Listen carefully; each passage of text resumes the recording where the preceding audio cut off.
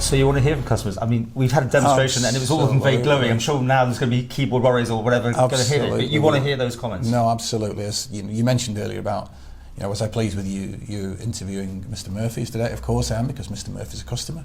He's a customer that's representing a large group. It's really important for us as an organisation to hear what customers are saying. If we don't hear what customers are saying, it's very difficult to ensure that you take the right decisions to improve the quality of service on behalf of customers. What sort of challenges have been for you then taking over here? Was there a mindset change required? No, I think we have some very, very good people, and to ensure that your good people can deliver a high quality service, it's important that you've given them the right levels of training and you're giving them the tools and equipment. But was it complacency, do you think? Is that one of the things that was No, I wouldn't have said complacency. I think it's very important to ensure that you're motivating your staff and you're engaging your staff and you're giving them, as I say, the training and the tools and the equipment to do a good job.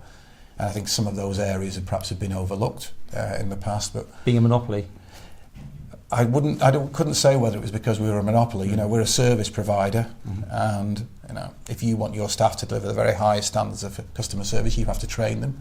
So all our customer service team, all our front-facing team now have been through extensive customer service training programs. You've seen the system yourself there, Paul, as well. We've now invested in an industry-leading customer engagement system, and again, we've trained our staff to use that system to interact with that. And hopefully you'll go and chat to some staff afterwards and you'll understand that, as I say, by training people and giving them systems to engage and motivate themselves, you will get improvements in customer service. Okay. It's no secret. High quality customer service is linked to high quality employee engagement, and that's what we've sought to do. So from now on, when people do respond, and you've got various ways of doing it, email, SMS or whatever, Correct, all these sort of things, they can be assured that action will be taken, they will get some response, and if they don't, you want to know about it, I guess. They will indeed, and the system that we have in place enables us to hear as soon as we have some negative comments from a customer. It alerts us to those negative comments, and we're able to go back to the customer and find out in more detail about what their problem is and resolve that issue. Okay, how's the price of gas doing these days? I mean, we're heading into winter now. Are we all going to expect another rise at some point? When do you next bring out that information normally?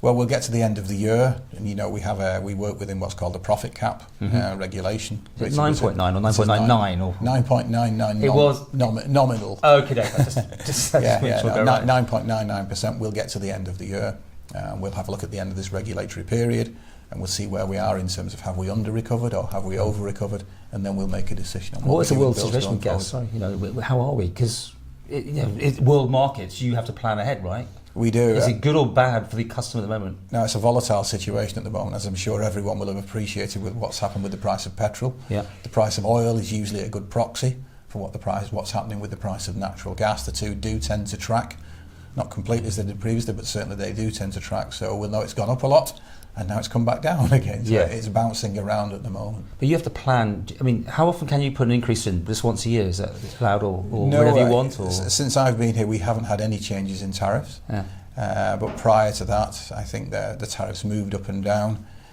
not necessarily on an annual basis, but actually as and when commodity prices changed. What I would say, I think through the lifetime of the regulatory agreements, prices have actually reduced by 8%.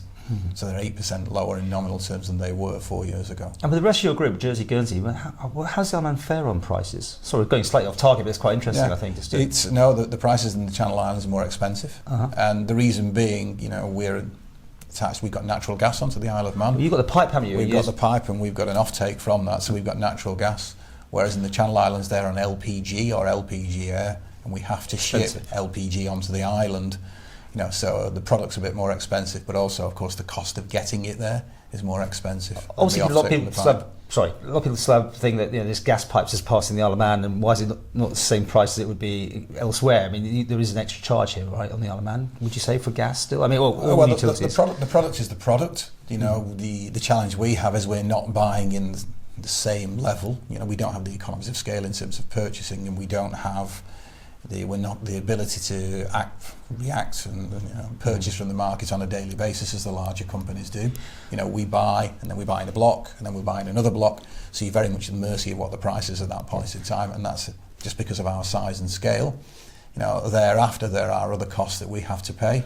We're paying a fixed fee for the transmission line to the MUA. We pay, I think, 6.5%. That's over £1 million a year that we pay to MUA. Okay. So there are other fixed costs associated with it as well. There's going to be some pay increase at some point because it always goes up, right? So. Well, we'll have to see. It depends how you manage the business and it depends on the commodity price. And are you happy with the way everything's going now? You've been here how long now? I will have been 1 year in just a week and a half. Right. Do you promise more chit chats? Yeah. So we'll do this on a regular basis still? We will indeed. I'm more than happy to. And I think, as I just said to you previously, Paul, we've got a new customer feedback system in place there. You know, there are certain things we can't show to the general public because of GDPR, but we'd have no problem also sharing, you know, subsets of that information to help our customers better understand what everyone is saying about the company. And is this the end of having demonstrations outside your building, do you hope then? I very much hope so. But again, if anyone wants to talk to you, you're ready for it? Yes, of course. You know, I said we've set some customer focus groups up. You know, as I mentioned earlier, it's a privilege to run a monopoly company. And as a result of that, you need to be open, transparent and available to your customers right across the island, and that's always been the way I've done my business.